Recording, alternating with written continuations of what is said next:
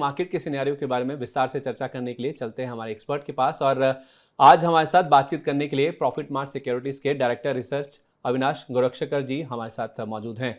Avinash sir, आपका बहुत बहुत स्वागत है हमेशा की तरह मनी 9 पर। Thank you Sandeep.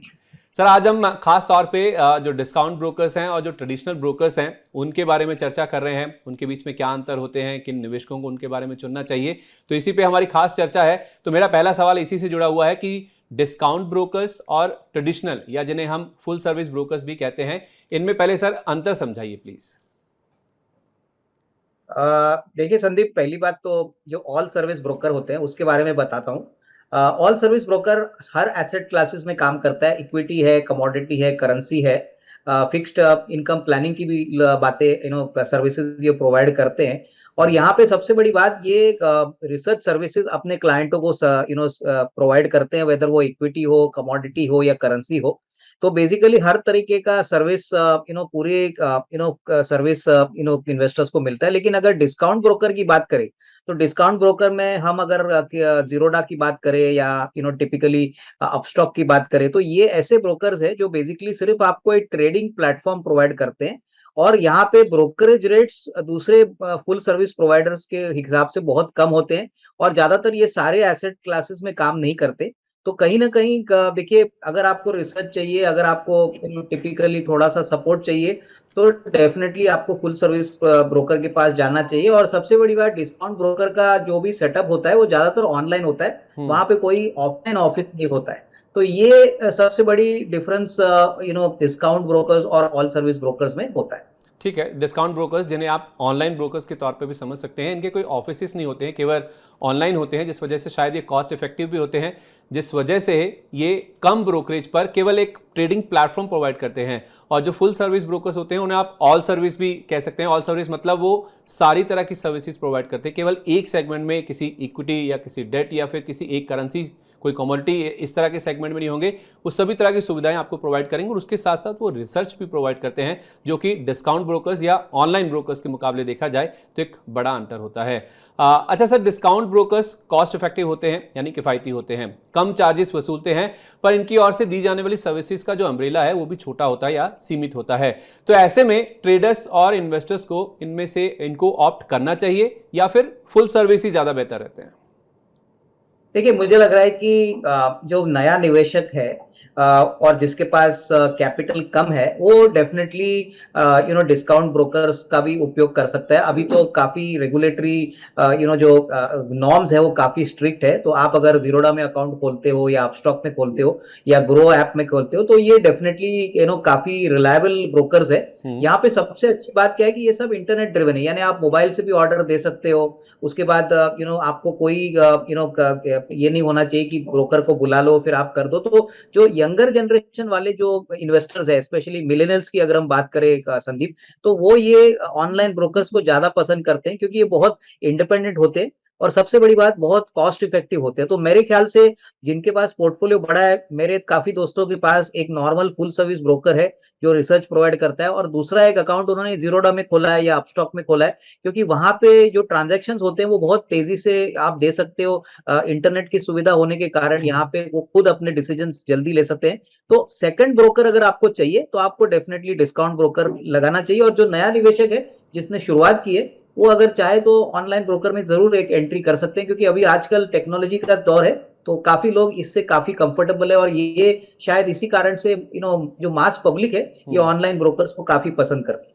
ठीक है, तो टेक्नोलॉजी का ज़माना है, इंटरनेट के ऊपर बेस्ड जो नए ब्रोकर्स हैं, ऑनलाइन ब्रोकर्स जिन्हें हम डिस्काउंट ब्रोकर्स कहते हैं, अगर आप नए निवेशक हैं, कॉस्ट इफेक्टिव सर्विसेज के लिए आप देख रहे हैं तो आप इन ब्रोकर्स को चुन सकते हैं। और दूसरी ओर अगर आपके पास पहले से ही एक ब्रोकर मौजूद है, आपका पोर्टफोलियो बड़ा है, दूसरा अकाउंट अगर आप खोलते हैं तो सेकंड ब्रोकर के तौर पे आप ये जो ऑनलाइन ब्रोकर्स हैं जो कि कॉस्ट इफेक्टिव यानी कि किफ़ायती होते हैं उनको आप चुन सकते हैं। ऐसी एडवाइस हमें अविनाश सर दे रहे हैं।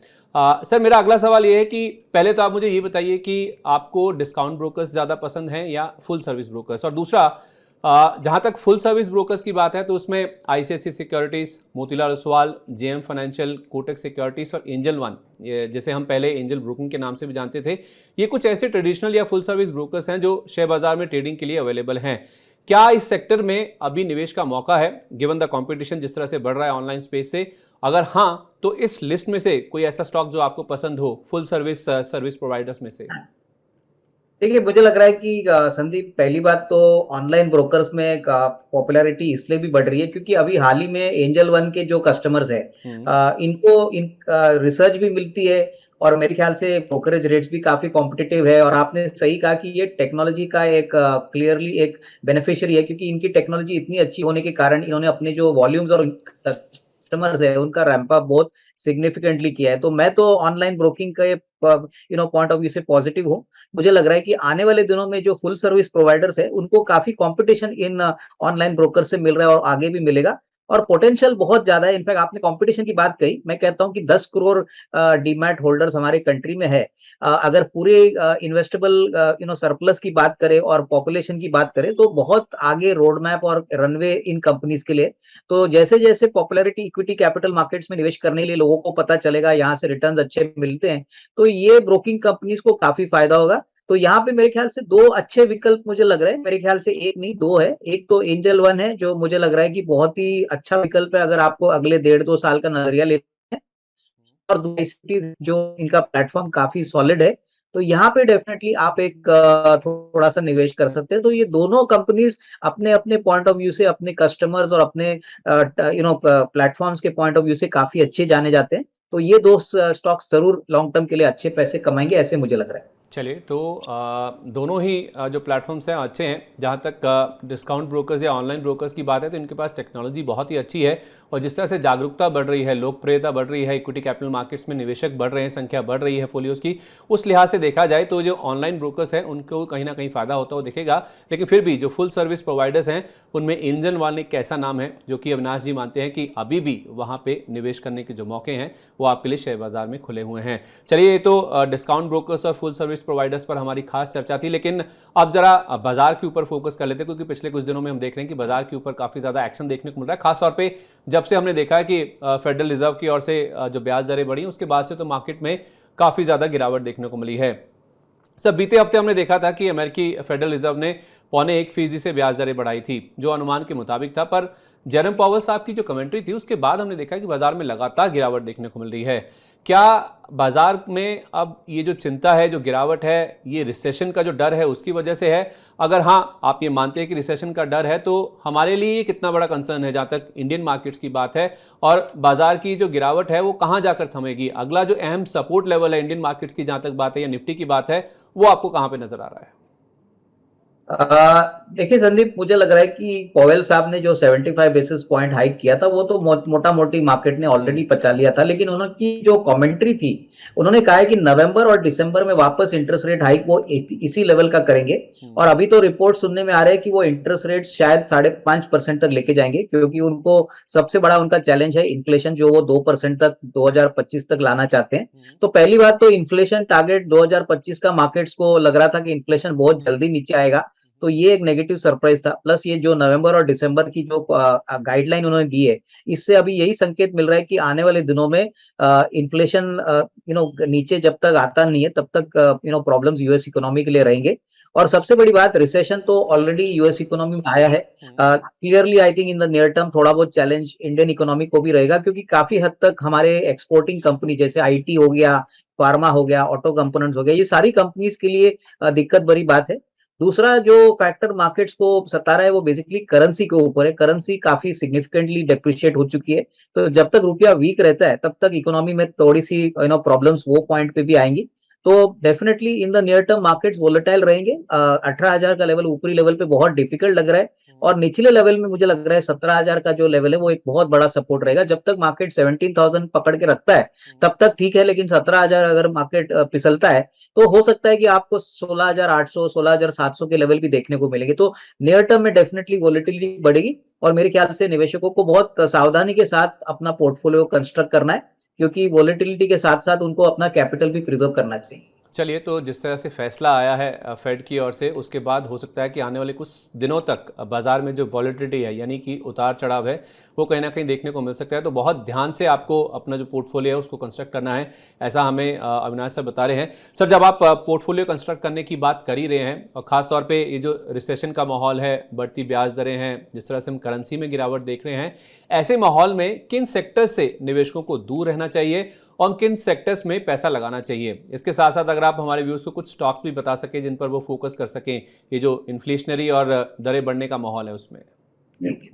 देखिए, पहली बात तो जो सेक्टर्स से अवॉइड करना चाहिए वो तो पहले तो मैं समझता हूं कि ग्लोबली ओरिएंटेड सेक्टर्स जो है, जैसे कि मेटल सेक्टर है, मेटल सेक्टर पे थोड़ी सी सावधानी बरतिए। उसके बाद आईटी है, फार्मा है, जो एक्सपोर्ट ओरिएंटेड काफी मात्रा में एक्सपोर्ट करते हैं, यहाँ पे हो सकता है कि अगले 6 से 8 महीने के लिए कोई बड़ी बढ़त ना आए, इनफैक्ट नेगेटिव सरप्राइजेस ज्यादा आएंगे।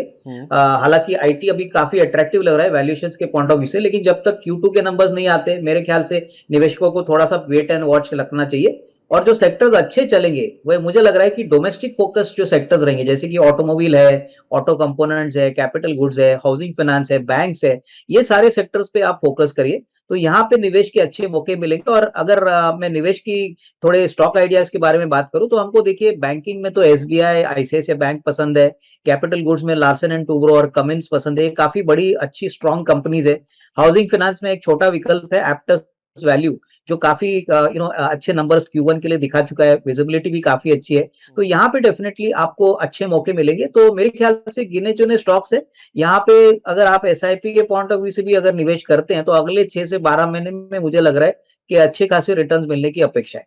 ओके, तो जहाँ तक दूर रहने की बात है, जो इन्फ्लेशनरी माहौल है या ब्याज दरें बढ़ रही हैं, तो जो ग्लोबल सेक्टर्स हैं जिसमें आप फार्मा, आईटी और मेटल सेक्टर की बात करें, इनसे आपको दूर रहना चाहिए। और जिन सेक्टर्स में आपको पॉजिटिव नज़रिया रखना है, उसमें ऑटो है, ऑटो एंसिलरी है, और उसके साथ साथ कुछ हाउसिंग फाइनेंस कंपनीज है। यहाँ पे आप, क्योंकि जो डोमेस्टिक फोकस्ड हैं, जो घरेलू मार्केट्स पे फोकस्ड कंपनीज हैं, सेक्टर्स हैं, उनके ऊपर आपको ज़्यादा फोकस करना चाहिए। जहाँ तक स्टॉक्स की बात है, तो L&T की बात की गई है, कमिंस हुआ, एप्टस वैल्यू हुआ, M&M, ये कुछ ऐसे स्टॉक्स हैं जो कि अविनाश जी को पसंद है। ये स्टॉक्स आप चाहें तो अगले 6 से 8 महीने या 12 महीने के लिए अपने पोर्टफोलियो में शामिल कर सकते हैं।